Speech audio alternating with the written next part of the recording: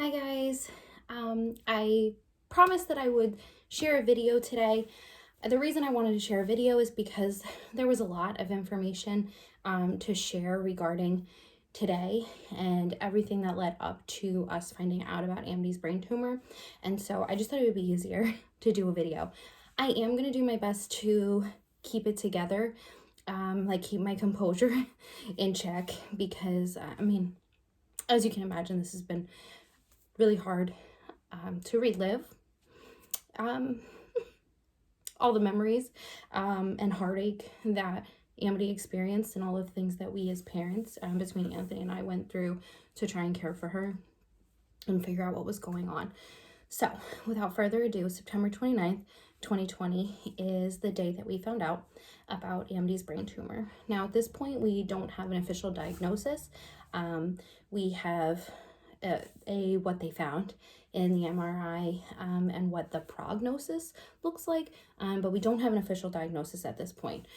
So we wake up in the morning, as if you've been reading our posts that we share, yesterday we would have been scheduled a specialty appointment with gastroenterology in the pediatric department at Geisinger in Danville. And so our appointment was scheduled for 8:30 this morning.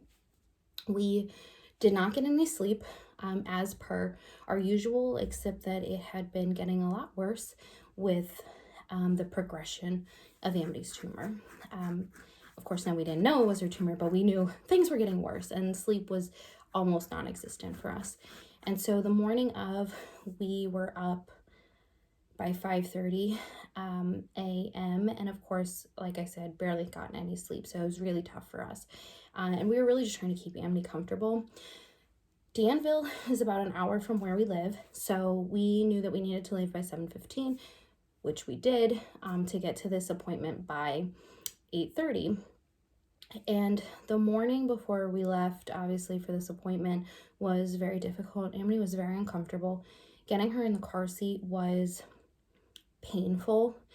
She was very, very uncomfortable. The pictures are really difficult to look at because today was really, truly, I feel like, going to be a breaking point. Something was going to happen, and I don't think it would have been good had we not figured out what was going on with her. Back completely in an arch, head all the way cocked back. I almost had to force her down so that we could strap her in the car seat safely to get to Danville. So you can imagine that was painful for me as well, to force her to be in pain to get down to the hospital. Nonetheless, we get there, and immediately she's out of the car seat because she's not doing that. She's crying, she's upset, she's uncomfortable. Our appointment was with Dr. Marksimak, and what a sweet guy. Oh my gosh, was he just so kind. You could immediately see the concern in his face when he first saw Amity. And so he did what all doctors do and asked for the background. What's going on? What brings you in here? What is it that you want to happen today? Things like that. So we explained everything up to that morning, including the fact that at this point, Amity had not had a wet diaper in just over 18 hours. And so what I and my husband would have liked to see happen is that we at minimum get admitted so that Amity can get fluids, because she's obviously dehydrated, since she hasn't had any output in her diaper. And the last one that she did have, like I posted yesterday, was barely, we could barely call that a wet diaper, truthfully. So it very well could have been longer than that, that she hadn't had any urine output. So I was seriously concerned about dehydration. As we're explaining everything, he had like an exam where he kind of looked her over, and he had said to us, these are potential options of what maybe could be wrong with her. But the vibes that my husband and I were getting from Dr. Marksimak was that maybe it's not this at all. And I'm just giving you ideas of what it could be, but we'll see, kind of thing. It just didn't seem like he was convinced that there were GI related issues happening for Amity. So his recommendation was to send a referral in for admittance, get us into a patient room, and at least start Amity on IV fluids. And then once you're up there, the floor doctors will take over. Fantastic, right? We're already moving in the right direction because now she's getting admitted, she's getting fluids. I'm happy about that. Happy that we're going to be able to tell people what's going on and maybe figure out what the heck is happening to Amity. So it seemed like hours had gone by, which I guess in reality they did. Our appointment was at 8:30. We were stuck in that outpatient room until about 2 o'clock. So that's a long freaking time in outpatient. And anyone who's been to any outpatient rooms knows, which I imagine everybody's been to the doctor's office, right? It's a tiny little exam table and maybe 2 chairs if you're lucky that are not like comfortable chairs, not recliners, just like doctor chairs. So it was very hard, especially given that Amity was in such an arch. It was very hard to get her positioned comfortably for both her and my husband and I. I mean, it was, oh God, it was just so painful. We finally get a room, and we were admitted to Children's 3. So this is the first time that we were on Children's 3, and I know I say that a little bit eagerly. I love our girls and our guys at Children's 3 and PICU. I mean, they're just, everyone was so good to us on those floors. So this is the first time that we're going to be in Children's 3, and we were in room 393.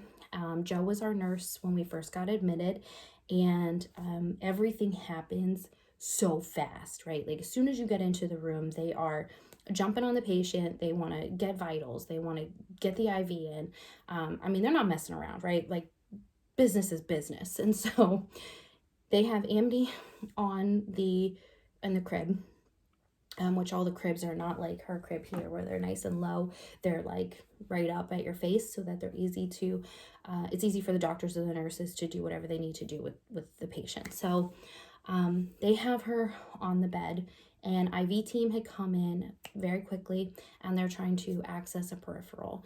And Amity's screaming because, I mean, even adults don't like to be needles, right? So she's getting needles just jammed into her hand.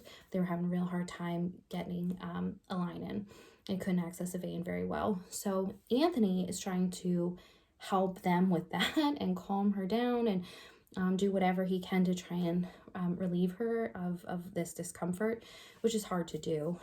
All the while, I'm talking to one of the residents who had 2 lower level residents with him and just explaining what we've already explained in Dr. Mark's Mag to the residents about what led us here, all of the events that have taken place, and why we're here.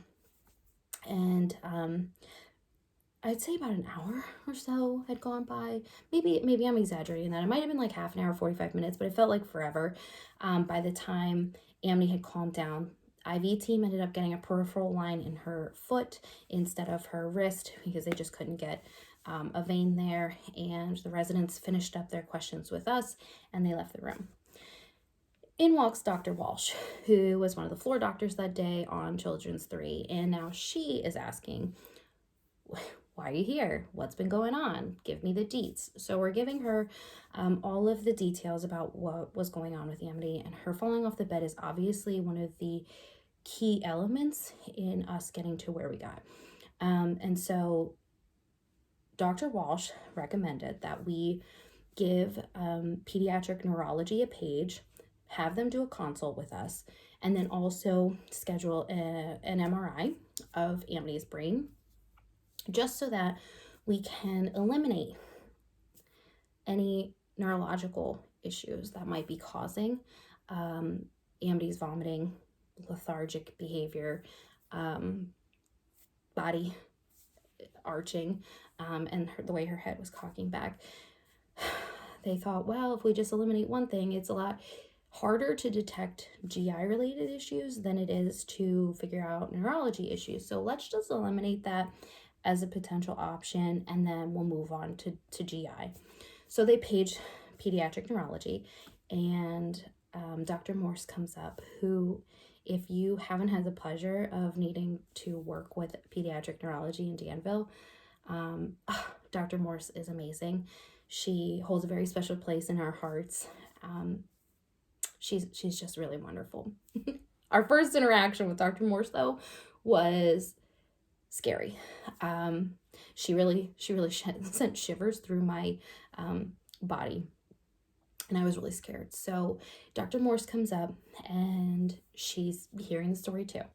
I'm showing her pictures of Amity and kind of the progression of how she was totally fine to totally not. And this is where we are right now. Like, here's my baby. Tell us what's wrong. And so Dr. Morse asked, again, this whole time, Amity is quiet as can be, laying in my arms, barely making a peep, sleeping. Dr. Morse asked for me to lay her in the crib so that she could look over Amity. And as soon as I laid her down in the crib, Amity's body, I mean, almost immediately, like, this is her back, was arched like as far as she could and just began crying hysterically. I mean, she was bawling. And so immediately Dr. Morse, her first phrase out of her mouth was, okay, it is obvious that this baby is in pain. And my husband and I just looked at each other like, yeah, okay, great. Like, she sees this, what are we going to do? Immediately following her statement, she said, we need to get her into an MRI right now. And now I'm crying, right? Because it's like, it went from, yeah, she sees it, to, oh my God, what's the urgency? Like, what do you see that I don't see? Because I'm not a medical professional. I'm not a neurologist. I don't know. And so I'm scared right away. Dr. Walsh responded and said, I did put in an MRI, a referral for an MRI. They probably won't be able to get her in until 5:30. At this point, it was around 3:30 or 3 o'clock, I'm sorry. And she had a 2-ounce bottle at 9:30. So for anyone who isn't familiar with how like anesthesia works, there's a 6-hour window for no food or fluids before being able to get an MRI if you're going under anesthesia. If you're a baby, you're getting sedated because you need to stay still. So Amity was in that 6-hour window. She couldn't get an MRI until at least 3:30 based on her 9:30 feed.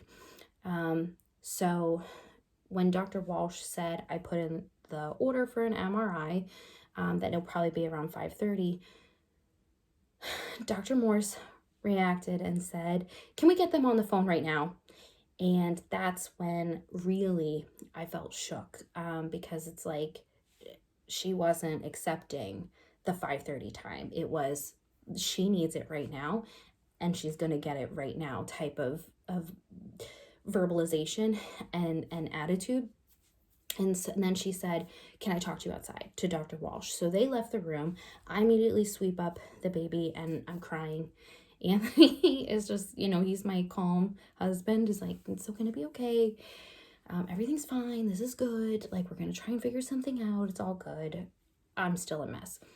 Dr. Morse comes back in and immediately apologizes for scaring us, that it was not her intention, obviously, to put us in panic mode, for lack of better words, but that there is a need to get Amity seen in MRI very soon, because it is absolutely evident that something is going on, and Dr. Morse really wanted to be able to determine what that was and move forward from there.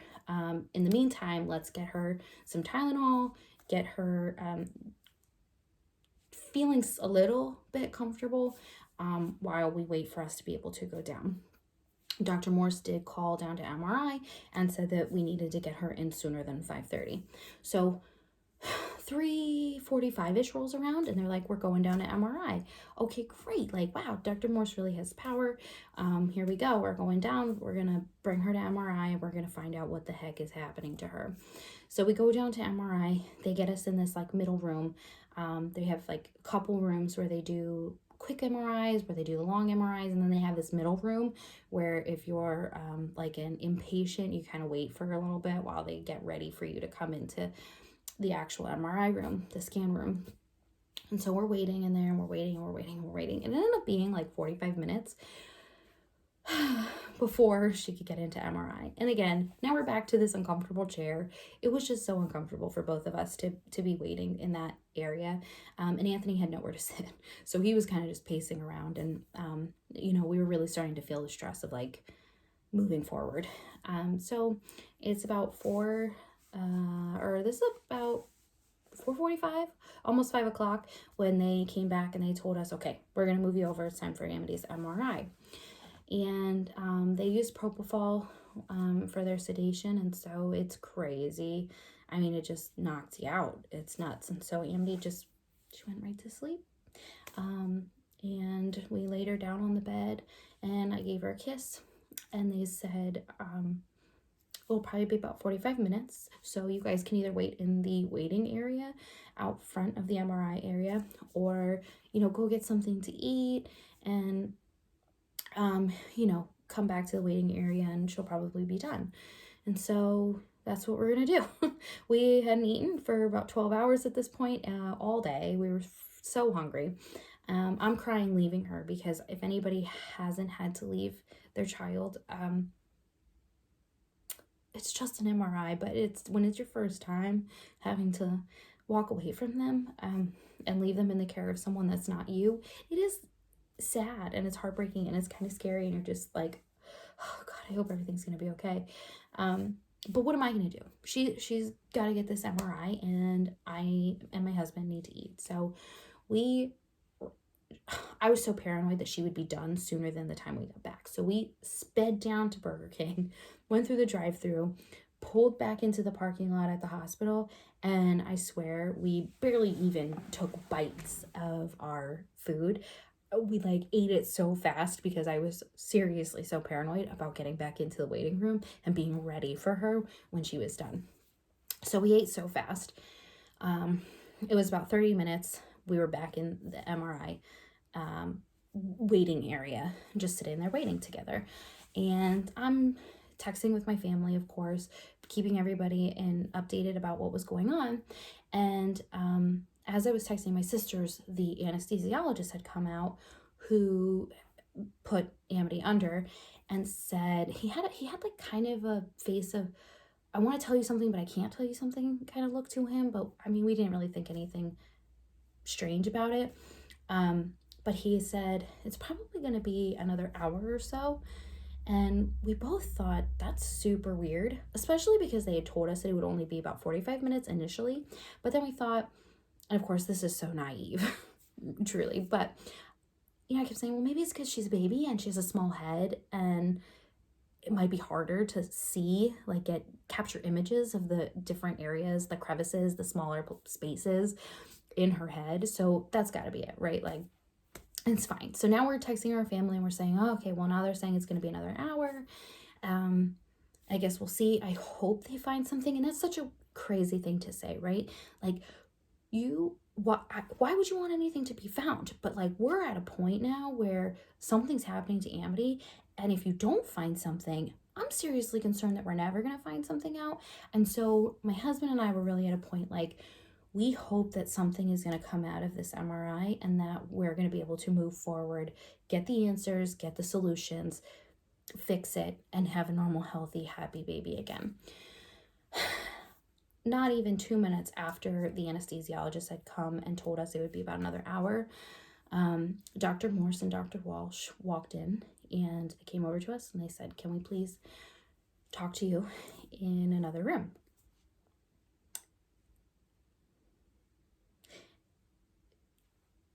There's an immediate feeling of,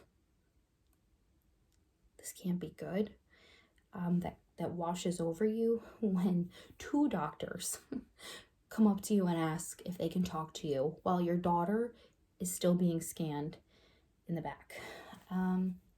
So of course, yeah, great, maybe you found something out. So we go back to this little room, and Dr. Morse says to us, I have a young son myself who's just a baby, like Amity, and I don't know how I would even be able to say what I need to say to you, so I'm just going to say it. So far in the MRI, it's been found that there is a large mass growing in the backside of Amity's brain, between her brainstem and her cerebellum. And so no one wants to hear news like that. I was kind of really hoping that it was something mild, fixable, not harmful, not a brain tumor, and not a large mass. So that part really sent me over the edge, because it's not just something tiny that we're working with. You've specifically noted that it's a large mass, and so of course right away I'm upset.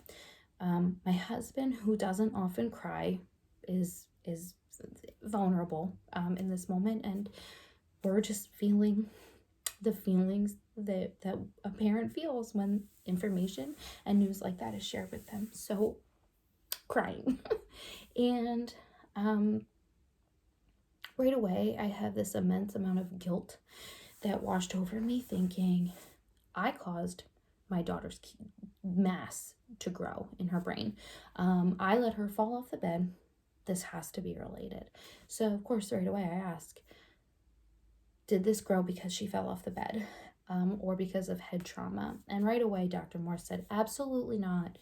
No, these things don't just grow, especially at the growth that Amity had in that 5-week time frame, from the time she fell off the bed to the time that we're detecting the tumor itself.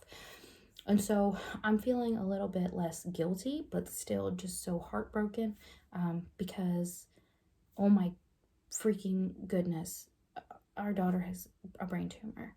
And naturally, the question that follows is, do you know if it's cancerous? And when we asked this question, Dr. Morse pulled up what images were already pulled from the MRI, and she showed us where the tumor was and what they've seen so far. And she said, although we can't give you an official diagnosis until we do surgery and run it through pathology, based on these images, Amity's brain tumor meets the characteristics of that of a cancerous tumor. And so we knew right away.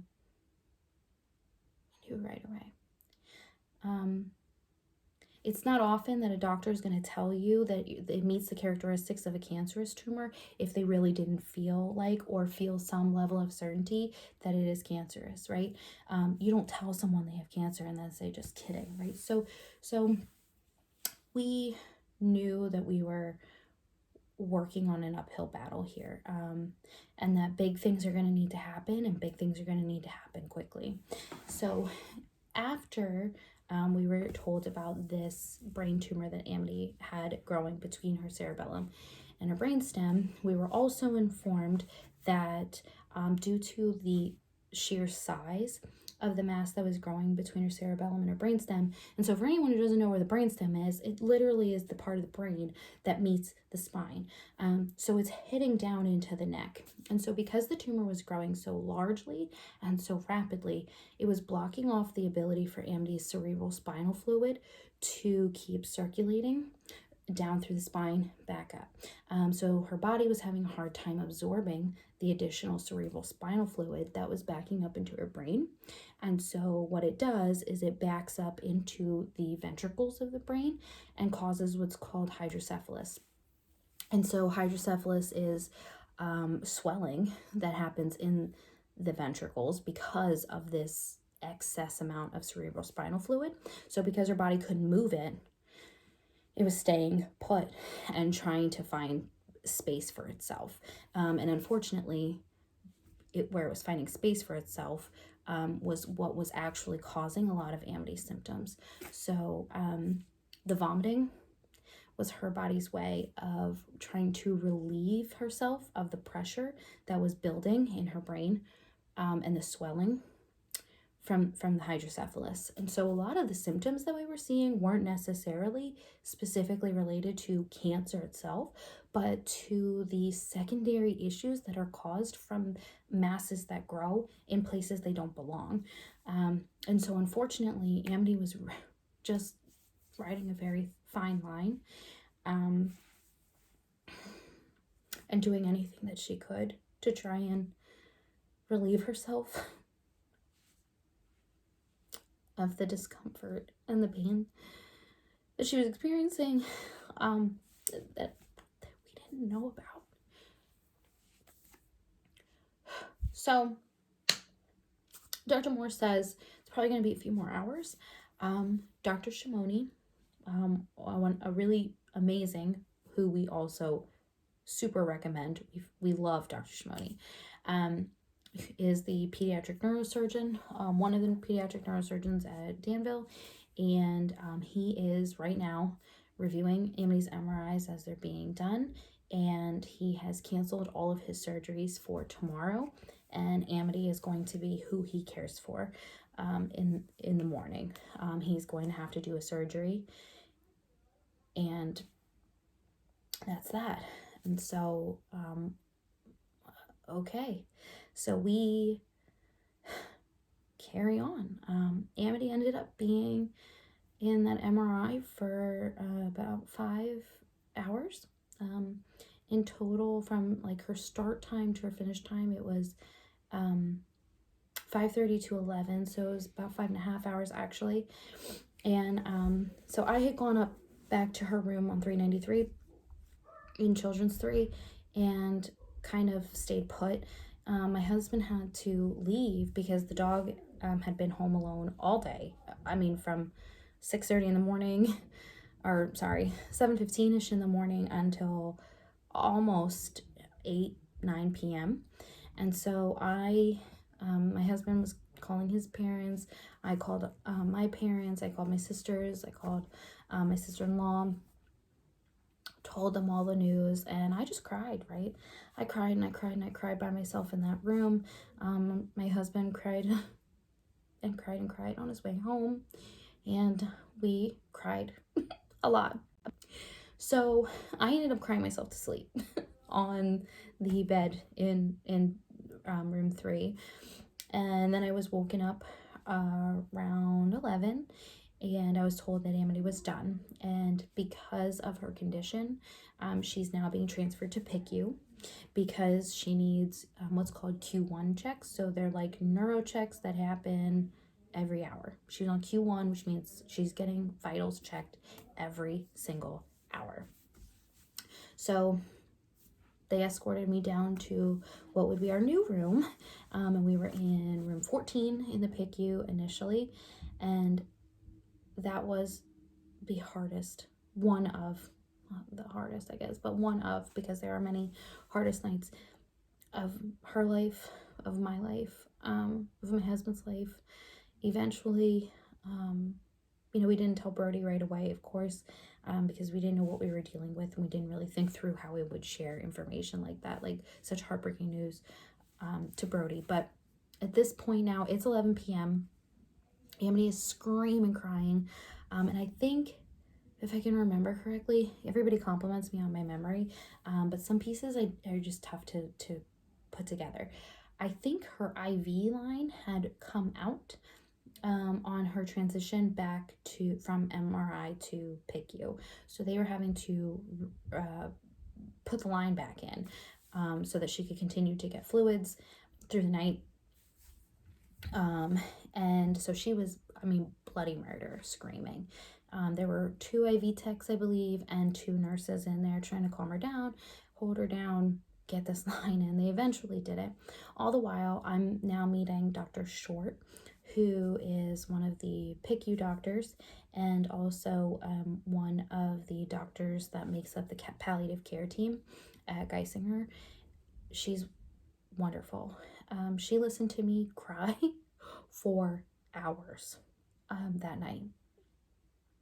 I rocked Amity and I cried, and I tried to process through all of what was happening and what was going to be happening and what her future might look like, and what do I do as a parent, because I don't even know the first step, being a pediatric cancer mom, let alone brain tumors, like, ugh.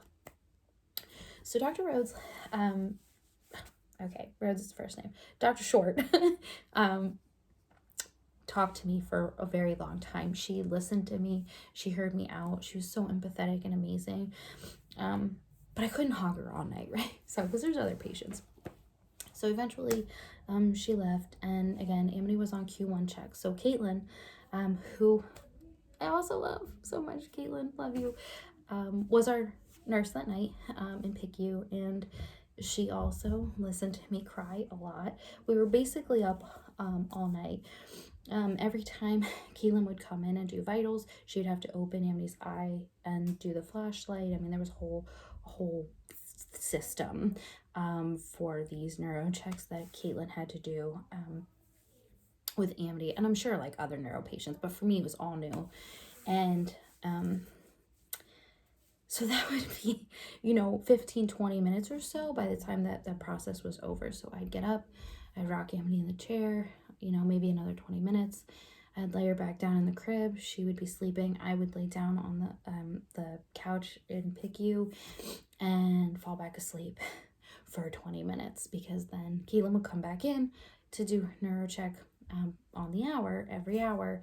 And at one point through the night, I love Caitlin. I had woken up. I didn't even hear Amity crying at that point because I was just so tired. And I had woken up and I could see in the corner of the room, Caitlin was just rocking her and tried to give me like a little bit of a break because I just hadn't been getting any sleep at all.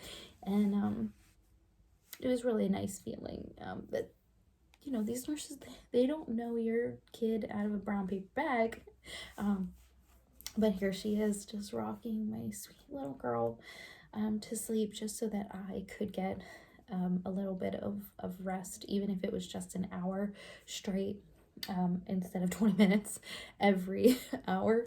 And it was really so nice. And so it was a very long night, a very restless night. And now I know that I'm coming into the 30th and that I should probably stop since that's another day. But everything happened very quickly that morning. And so I didn't get much sleep, but Amity will end up going into surgery tomorrow morning, bright and early. Dr. Shimoni will come up and meet me tomorrow, and I sign a consent to do the surgery. And I think the important thing to share, and why I'm even kind of bringing that up a little bit early, is to put things into perspective about where Amity was at when we found out about this tumor. So according to Dr. Shimoni, Amity was so deep in this process of this tumor growth and the development of hydrocephalus that he strongly believed Amity would not have made it more than a few more days. And how amazing of parents we are to have pushed to get her into an appointment, because we're going to save her life now. And so it felt good as parents to be proactive and get compliments from the neurosurgeon.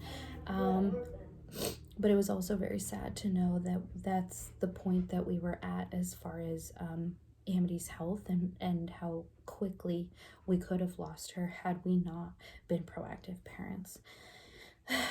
So that is September 29th, 2020.